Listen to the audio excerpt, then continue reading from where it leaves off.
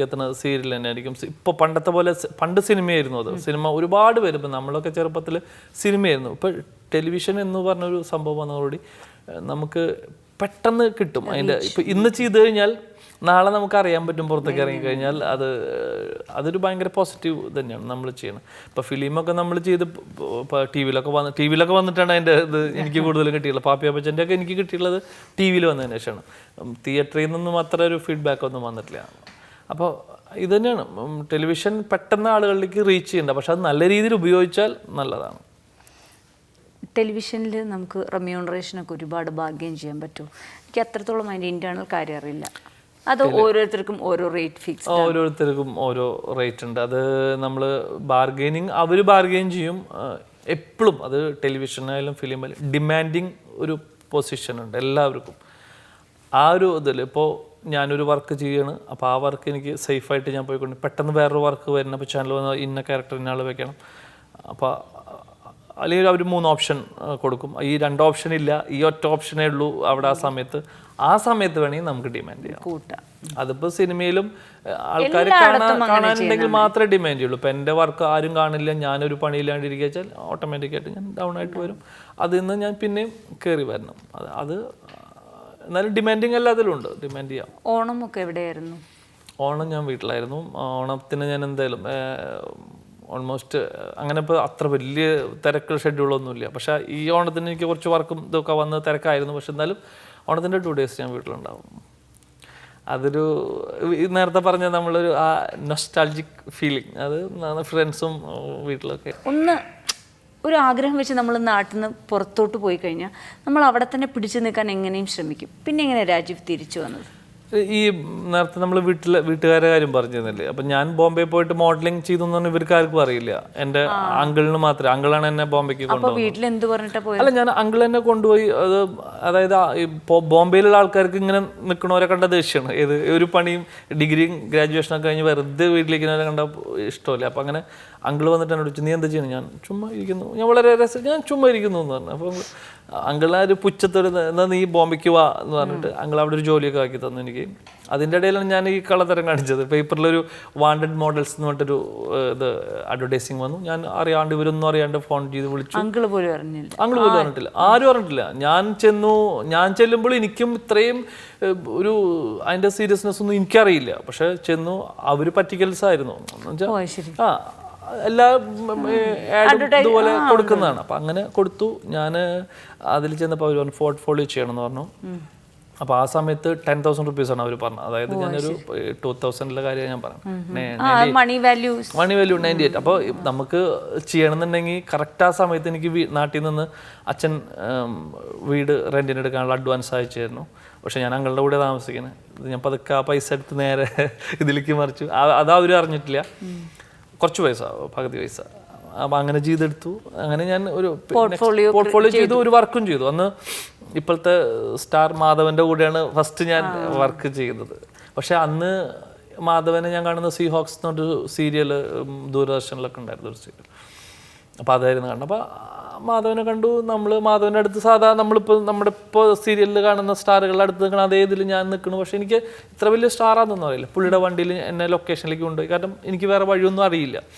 അവിടെ ചെന്നപ്പോഴാണ് ഇത് ഇത്രയും വലിയൊരു സ്റ്റാറിൻ്റെ അടുത്താണ് ഞാൻ വണ്ടിയിലിരുന്നത്. അന്ന് കോണ്ടസ എന്ന് പറഞ്ഞൊരു വണ്ടിയായിരുന്നു. വളരെ ഇന്നത്തെ ബ്ലൂടൂത്തൊക്കെ അന്ന് പുള്ളിയുടെ വണ്ടിയിൽ ആ ഫെസിലിറ്റി ഒക്കെ ഞാൻ അന്ന് കണ്ടു. പുള്ളി ഇങ്ങനെ ഒരു സംസാരിച്ചിട്ടൊക്കെ പോകണം.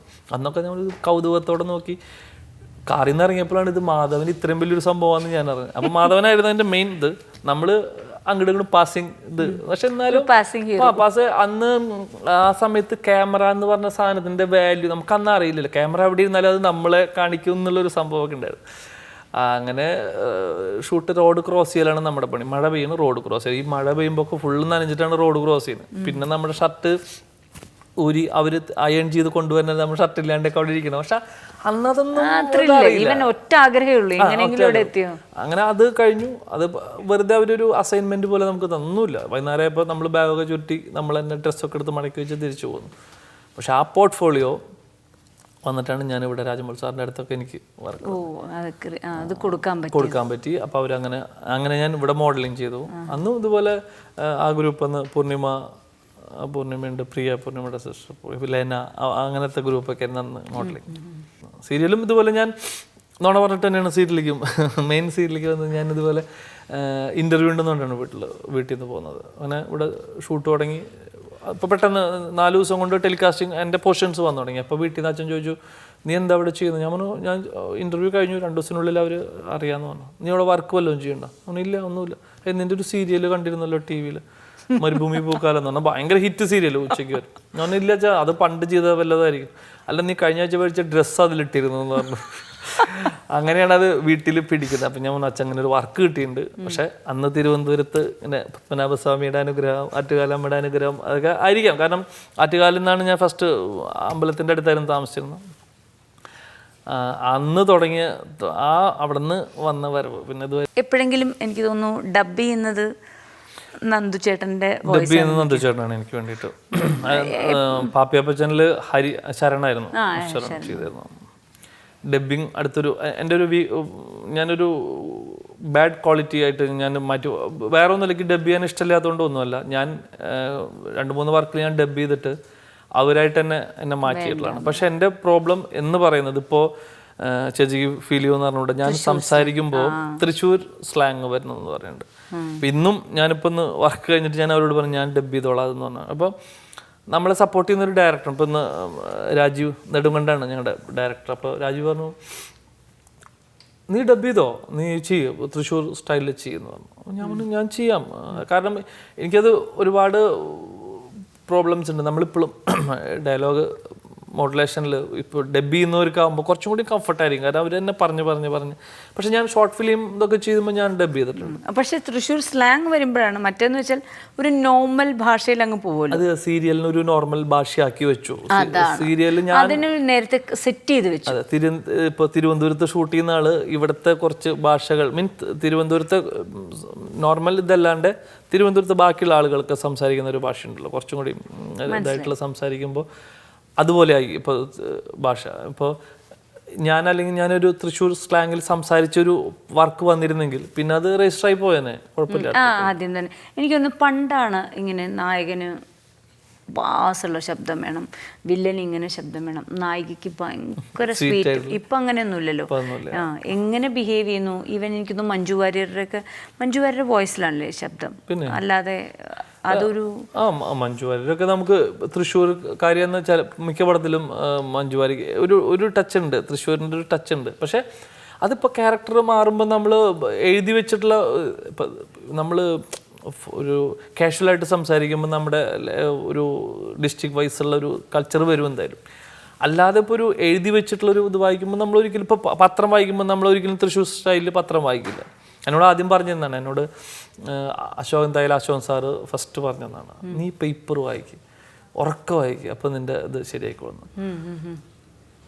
പക്ഷെ അതൊന്നും ഇങ്ങനെ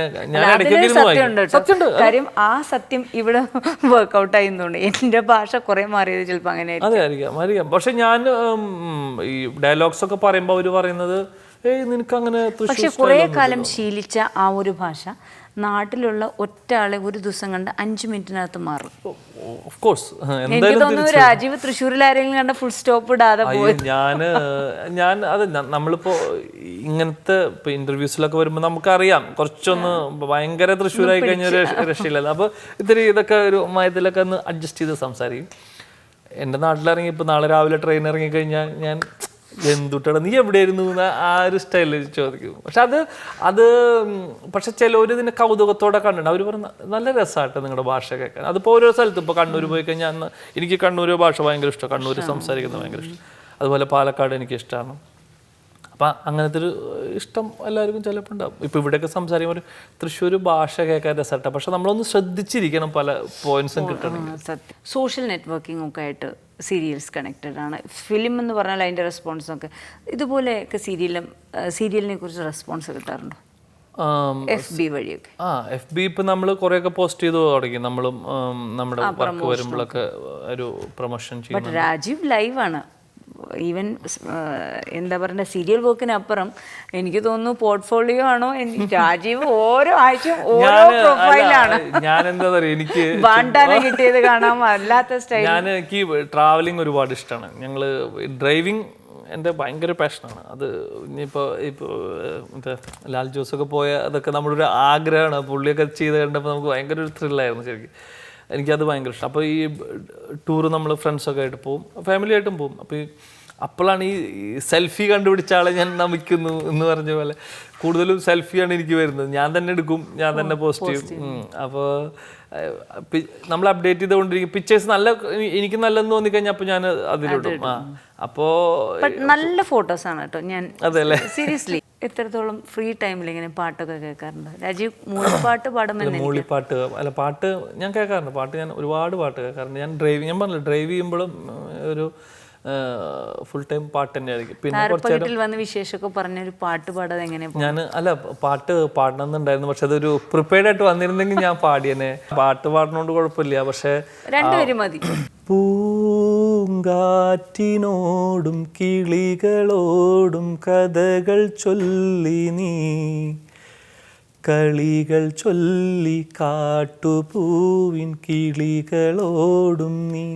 എനിവേ നല്ല ഒരു താങ്ക് യു ചേച്ചി. അപ്പോൾ ആഗ്രഹമുണ്ട്. അപ്പോൾ ഇനിയും നല്ല നല്ല ഓണവും വിഷുവൊക്കെ വരുമ്പോൾ എന്നെ ഓർക്കുക, എന്നെ വിളിക്കുക, ഞാൻ വരും. തിരുവനന്തപുരം എനിക്ക് ഇഷ്ടപ്പെട്ട സ്ഥലമാണ് കേട്ടോ. ഓക്കെ, താങ്ക് യു ചേച്ചി.